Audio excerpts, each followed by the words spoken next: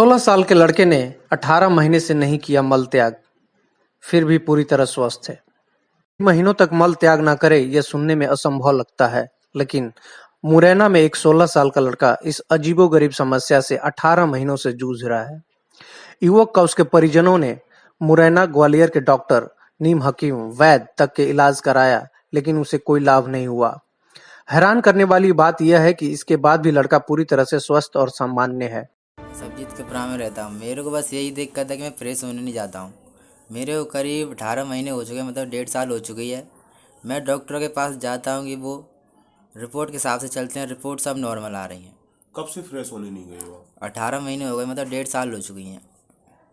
जब से आप फ्रेश होने गए ही नहीं हो? नहीं। तो खाने की डाइट वगैरह जो है आप किस डाइट तरह से वगैरह सब कमी आई है? नहीं, कुछ कमी नहीं आई। पर डे के हिसाब से कितना खा लेते होगे? पर डे के हिसाब से मतलब 20-22 आराम से हो जाती हैं, सुबह सुबह से शाम तक। एक बार में कितना? एक बार में 8 या 9 रोटी आराम से हो जाती हैं। तो कभी पेट में दर्द वगैरह कुछ? दर्द वगैरह होता था, लेकिन वो अपने आप ही बंद हो जाता है। डॉक्टर ने दवाई वगैरह कराई आपने? हाँ, कराई थी, लेकिन उनसे कुछ आराम नहीं मिलता।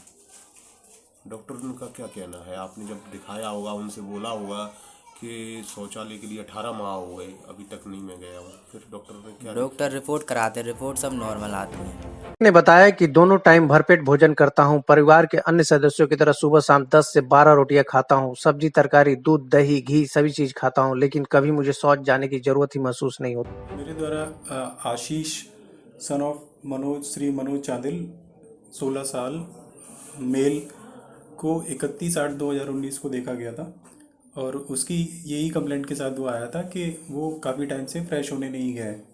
प्रिलिमिनरी तौर पर उसके पास जो जांचें थी, ब्लड की रिपोर्ट थी और अल्ट्रासाउंड की रिपोर्ट थी। अल्ट्रासाउंड की रिपोर्ट में नॉर्मली कोई जांच ऐसा नहीं था कि उसको कोई प्रॉब्लम हो और अल्ट्रासाउंड की रिपोर्ट नॉर्मल आई थी।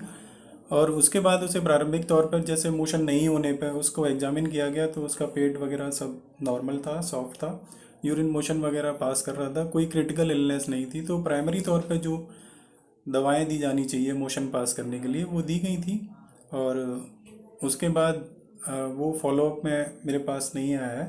फिर जैसा कि आपने बताया कि वो डिफरेंट डॉक्टर्स के पास गए हैं और इलाज कराया है, ग्वालियर भी उनने इलाज कराया है कई डॉक्टर्स के पास। तो जैसा उन प्राइमरी जांचों की रिपोर्ट के आधार पर देख के लगता है कि इसको या तो अल्सरेटिव कोलाइटिस या इरिटेबल बाउल सिंड्रोम जो एक बीमारी होती है वो हो सकती है। इसके लिए अभी और जांचों की ज़रूरत होगी, like intestinal biopsy and liver marker, intestinal marker जो हायर सेंटर पर उपलब्ध हैं। और अगर इसका इलाज रेगुलर होता है और किसी एक पर्टिकुलर गैस्ट्रोएंटरोलॉजिस्ट के संपर्क में अगर ये रहते हैं तो इसका इलाज संभव हो सकता है। अपने बेटे को समस्या को लेकर के आशीष के पिताजी का कहना है कि अब मैं क्या करूं, कुछ समझ में नहीं आता है, आखिर मैं इसका इलाज कहां पर कराऊं। मेरे बेटे को करीबन 18 महीने हो चुके हैं, लैट्रिन करने के नहीं जाता है, खाना बराबर खाता है। मैंने इनको मुरैना, ग्वालियर जो अच्छे विशेषज्ञ हैं पेट से संबंधित, उनसे इलाज कराया, लेकिन आज तक कोई राहत नहीं मिली है। वो जांच भी करवाते हैं, जांच में भी नॉर्मल आती है। अब असमंजस की बात यह है कि कैसे जो ठीक होगा। तो क्या बच्चा आपका ठीक नहीं है? हाँ, अभी ठीक नहीं है बच्चा। अब मैं चाहता हूँ कि कोई अच्छा और कोई विशेषज्ञ मिले, उनसे मैं अपना बच्चे का इलाज कराऊँ। आशीष को इस समस्या से कब निजात मिलेगी ये तो पता नहीं, पर यह डॉक्टरों के लिए बड़ी ही परेशानी का सबब है कि कैसे आशीष का इलाज किया जाए। हम उम्मीद करते हैं कि आशीष का इलाज बहुत जल्द हो जाएगा और वह पूरी तरह से स्वस्थ हो जाएगा।